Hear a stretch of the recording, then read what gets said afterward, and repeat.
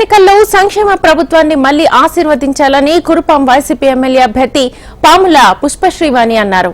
పార్వతీపురం మన్యం జిల్లా జియమ్మ వలస మండలం శిఖబడి తాళ్లడుమ్మ పేదమేరంగిలో ఆమె ఎన్నికల ప్రచారాన్ని నిర్వహించారు.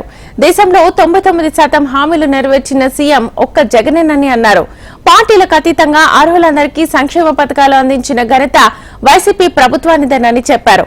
ఈ ఎన్నికల్లో మరోసారి జగనన్నను ప్రజలు ఆశీర్వదించాలని కోరారు పుష్పశ్రీవాణి. ఈ దేశంలోనే ఏ ముఖ్యమంత్రి కూడా ప్రజలకు ఇచ్చినటువంటి మాటని ఈ రోజు 99% హామీలని నెరవేర్చినటువంటి ముఖ్యమంత్రి దేశంలో ఎక్కడ లేరు, ఒక జగన్మోహన్ రెడ్డి గారు తప్ప. దానికి ఉదాహరణ ఏంటి?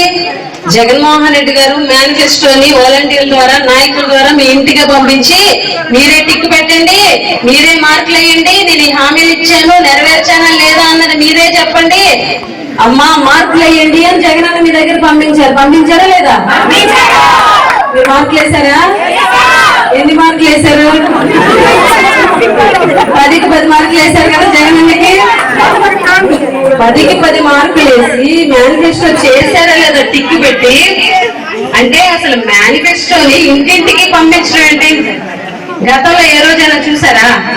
గతంలో ఎప్పుడైనా మేనిఫెస్టోని ప్రతి ఇంటికి పంపించినటువంటి పార్టీ గాని ముఖ్యమంత్రి గాని ప్రభుత్వం గాని ఉందా? అది ఒక్క జగన్మోహన్ రెడ్డి గారికి మాత్రమే ఆ దమ్ము ధైర్యం.